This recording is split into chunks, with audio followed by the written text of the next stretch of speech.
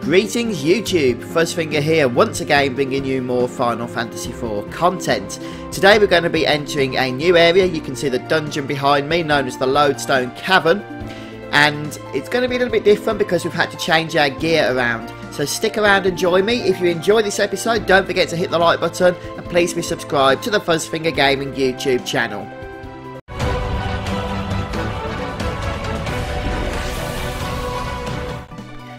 In the previous episode, we did have to replace some of our gear, so I'm just going to show you now in case you forgot about that for whatever reason. We cannot use anything metal in this place, so make sure you follow the previous episode for guides on how to get the gear that you're going to be using. Cecil's going to be pretty useless in all honesty, but there's not much we can do about that. Make sure you've unequipped the shields as well, and I was unsure previously if we had to do that, but we do. And you can see the gear that I'm using, much of which can be purchased in Mysidia and the town of Baron. And Yang is actually okay with his claws. Apparently there's no metal to be found in those for some strange reason. So he is going to be our main physical damage dealer in this dungeon. And when you're all healed up, saved up and ready to go, bring your black chocobo to the entrance here. Just park him in the forest. And then we'll get a bit of a cutscene just telling us what we already know. We can't use our metal stuff.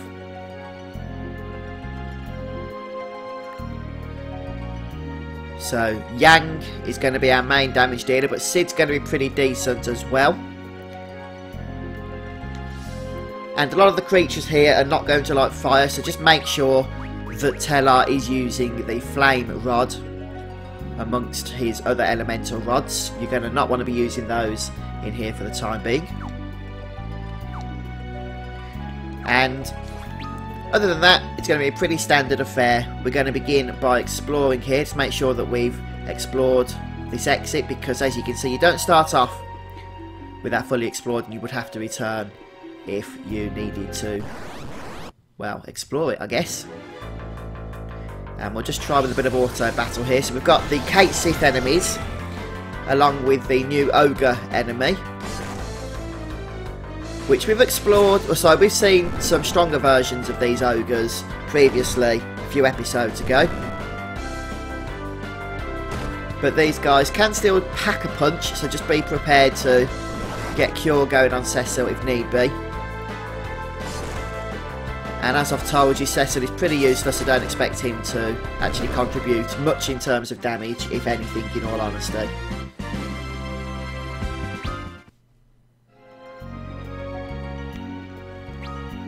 Now we're just going to head east to start with in order to grab the chest here.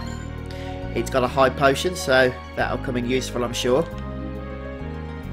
And then we'll just map out the rest of this area before heading down the only other path in the middle, which heads south.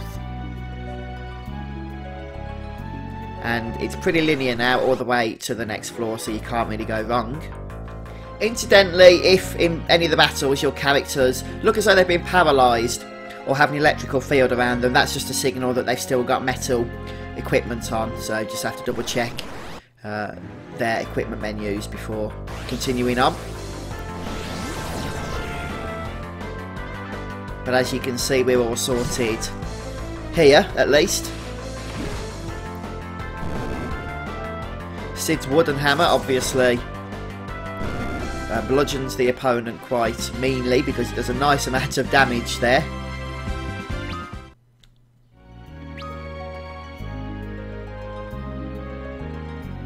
And as I've said, this path's all linear, so we can just follow it all the way around. There is a treasure chest, and of course, when we complete the map, we'll get an item, in this case an ether.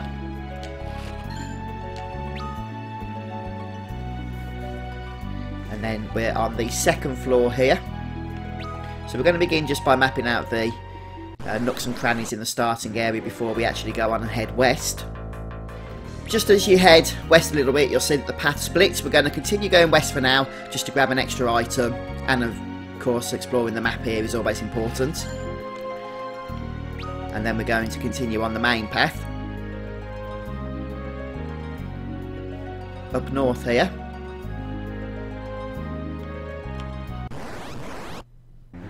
There's nothing really to do by going east here, but we do just need to map out the area. There's no items or anything to grab, however.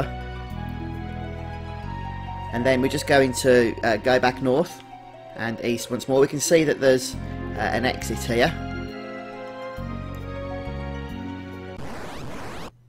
So once you have mapped out this bit of an area, then head into this next area, because it's not a new floor, it's actually just a treasure room. It's already mapped out. But there's 2 chests we can grab, and there's also a couple of enemy spawns that only spawn in this room. One is the Mind Flayer enemy, and the other is the Succubus enemy. So try and encounter both of those before you leave this area in order to add them to your repertoire. I actually meant the cave bats as well. So this is one of the enemies that only appears in this area. And they can be a bit of a pain, but the worst enemies are the Mind Flayers, so try and kill those as quickly as possible, since they will cast some nasty status ailments on you. So just need to find the Mind Flayer now, really. And the Succubus. They can't spawn together, unfortunately, but there's the Mind Flayer. So we'll need to try and kill this one quickly. We'll take auto battle off. Oh well, we finished it off now, so I'll put auto battle back on. And then we just need to find the Succubus and we're sorted. I did make a slight error actually. The Succubus, which you can see hanging from the ceiling there, does actually become available a little bit later on in the dungeon. And in fact, I think so do the other enemies. So not a terrible rush to get them now, but if you do, at least you've got them added to your bestiary, and that's one less thing to worry about, I guess, isn't it?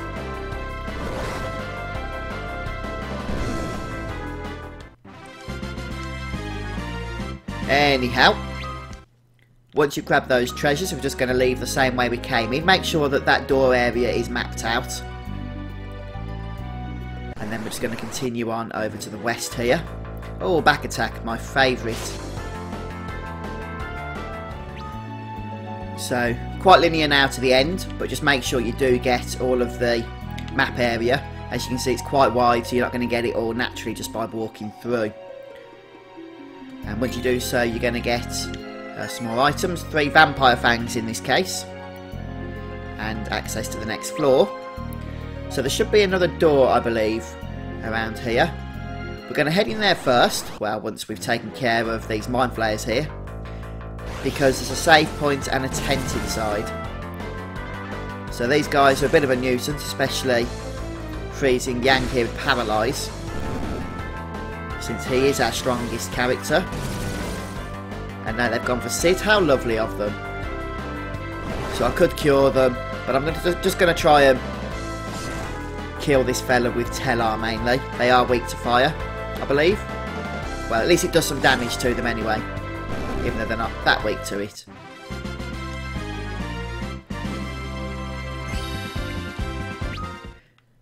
So you can use a tent in this room as well if you need to heal up.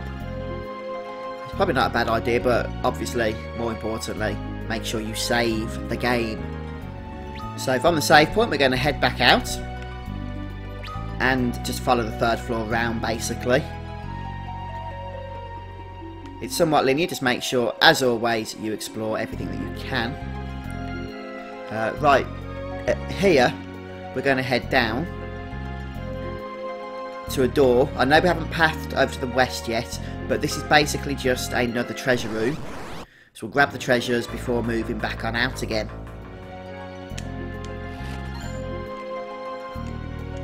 Just grab these, high potion, spider silk, and a bronze hourglass for our trouble. And now we can start following that western path. It is quite a lengthy path, but it is also very linear. And this will take us all the way to the next floor. And this time we're going to get some Silent Bell items for exploring as well. There we go, mapping is complete for 3 Silent Bells. And basically now we can just head to the next area. And there's not actually a whole lot to do here, it's already mapped out for us. We can grab a Fairy Claws from the chest, but don't equip them at the moment, just make sure you get them. and then make your way to the next floor. Okay, and now we're going to have another long path to follow, and there is another save point coming up as well, so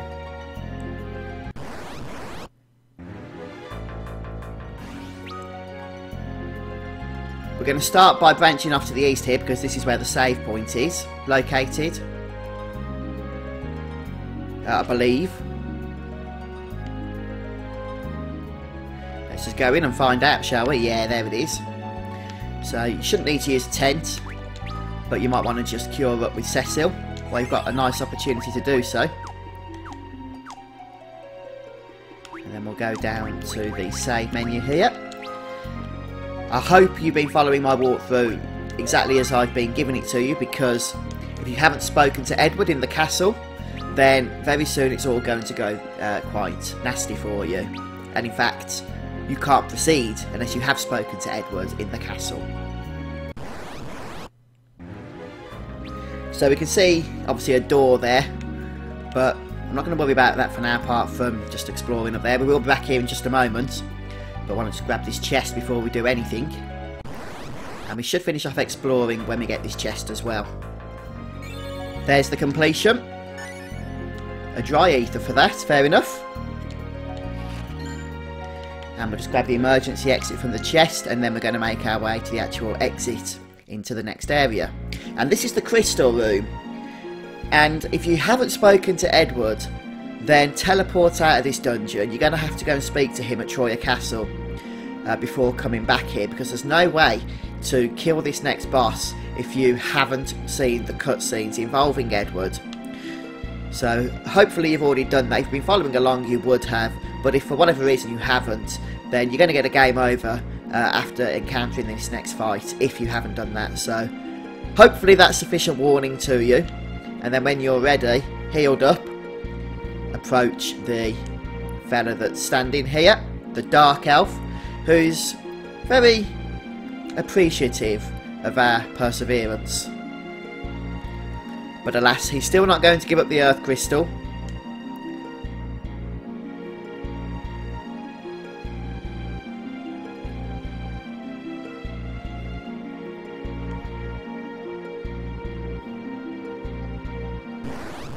So we're going to enter combat here, and just do what you want, because there's no way to win this fight initially. In fact, we can just stick auto battle on for that matter.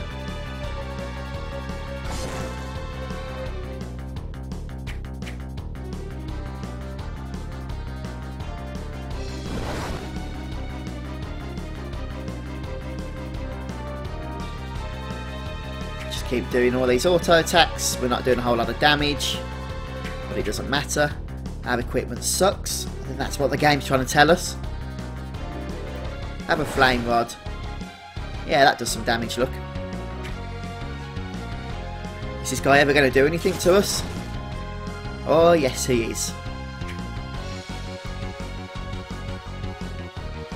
I think we're just getting lulled into a false sense of security here. He's just like, ah, oh, that tickles.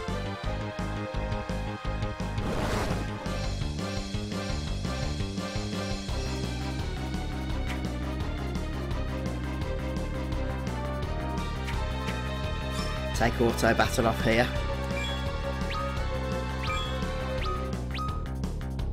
I don't know if that was stopping the cutscene from moving, if it's a bug or something, but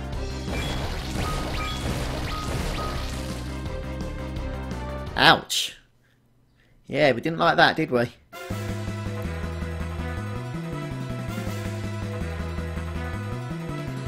think we're going to need some assistance here.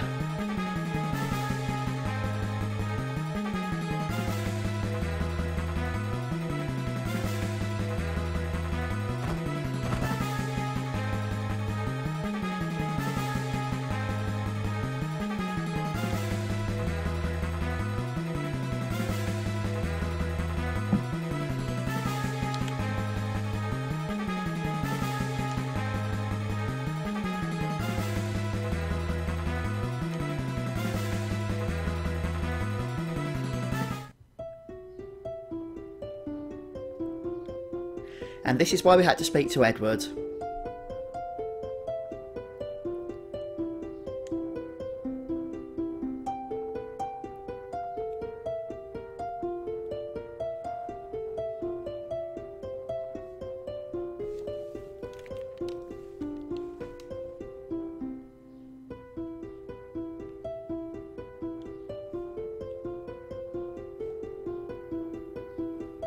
So we did get that whisper weed from him, if you remember that.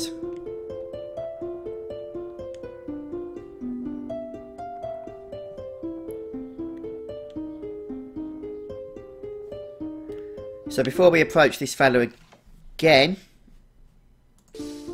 we're going to just re-equip our gear because the magnetic field has been, well, pushed to one side, I guess.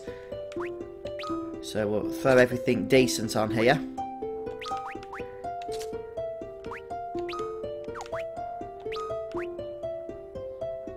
Okay. And the same with all our other characters, just put all their good stuff back on here.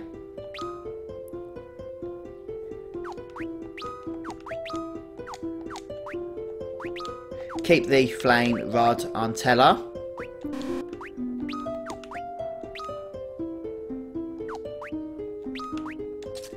The silver armlets are obviously better for those characters that can use them. And keep the weapons that Yang is already wearing here.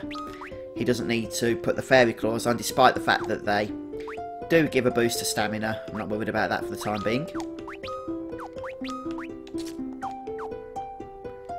And we'll just check our health. Yeah, health and MP has been maxed out for us. And once you're ready, we'll approach this guy once more. And this time we have the real battle. Right, first thing we're going to do is use this phase of the fight to prepare for the next phase of the fight. Sorry about that, just had to pause while I check some text messages out. Right, so we're just going to have Cecil protecting the team here. And we're going to have Telar. Well, he's going to actually silence this guy. So you might have to cast it a couple of times before it actually hits. We're going to just attack the Sid, I think. Okay, so we managed to hit there, so we won't be getting any fire off this guy. Yang is going to keep focusing. We want 3 rounds of focus because he does actually go into a hard second phase in a few moments' time. Just cure up for that. And then Telar can cast haste. You can't haste all, unfortunately, so we'll start with hasting Yang here.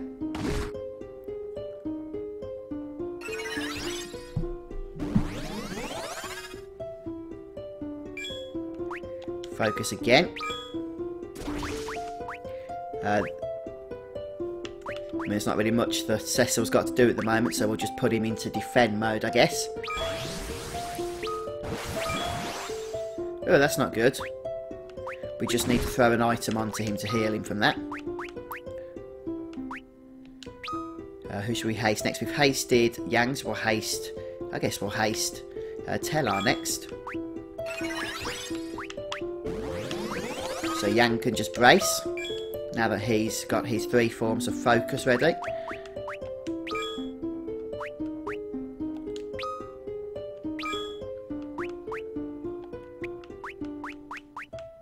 We do need to remove this pig with, I think it's a diet ration that removes pig. So we'll just get Sid here.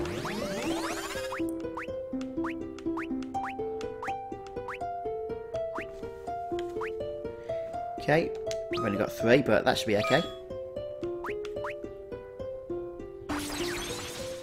And eventually it's going to transform this guy. So just keep on the defensive for now and get your whole party ready for the tough phase that's coming up. We'll get another haste going this time on Cecil.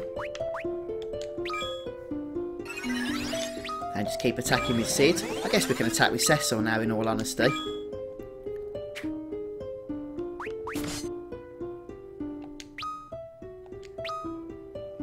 Just being a little bit cautious because... I'll tell you what, we're going to cover Telar. Hopefully that'll last. Oh, another one of those. Lovely. Fortunately, that doesn't remove his focus.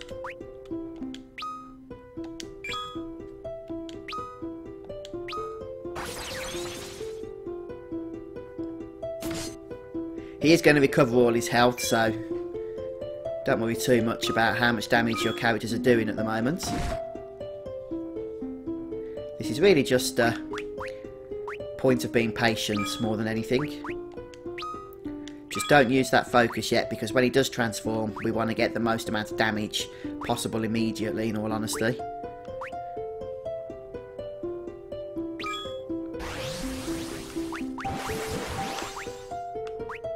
No effect, that's what I like to see.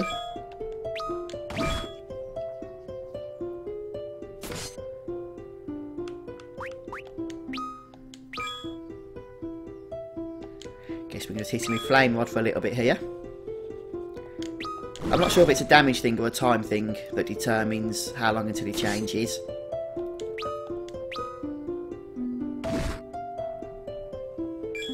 Okay, so now he's about to switch.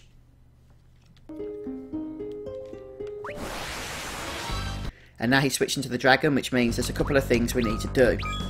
So we're going to start with Cecil, make sure he's covering Tellar, which he is already. So we're going to defend on him because I think this guy has a nasty counter attack. We want to make sure that we do this correctly. We're going to go to Black Magic here, and actually Tellar needs an ether because we do want him casting, what do we call it? Fireguard more than anything else. I'm just pausing here so that I can get my bearings correctly, because Sid basically needs to use a spider silk. Where's my spider silk gone? Okay, and then Yang is basically going to attack, but only once he's gone berserk.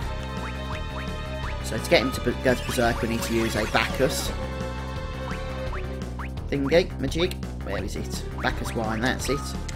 Oh, you're going to love the damage from that when we see it. Cecil is fine doing covers. Just defend. Tellar is going to go with a nice Fireguard here. And you see that damage? Within 2 rounds of actual attacks, this guy would be dead, if you did that preparation. So, apologies if I seemed a bit monged when I was talking then, but I was really trying to concentrate on the actual strategies. So that fight can potentially be a complete pain in the rear, but if you prepare for it, it's actually quite simple. Just get your characters, you know, buffed up and everything, and the boss silenced, before you lay on the damage to push him into phase 2. The only thing I could have done better was making sure that Tellar's MP was healed before we actually pushed him into phase 2. But not to worry, we get another cutscene when this guy's over. When this guy's dead, rather.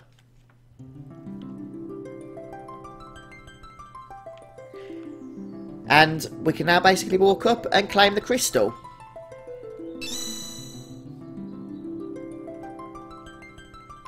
We have the Earth Crystal. It is safe. Wonderful. So make sure you've encountered all of the enemies in this area. You can just run around this final floor if you haven't. They should all be present. And then when you're ready, you can just basically teleport out. You can just use Cecil to teleport, and then jump on your black chocobo. And you'll automatically take you away and back to the forest here. And while we're here, it makes a good opportunity to heal everyone up and use the white chocobo to restore everyone's MP.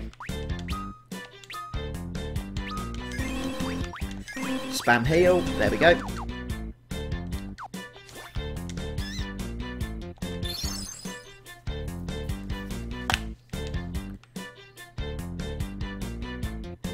And we can actually just grab a normal chocobo at this point.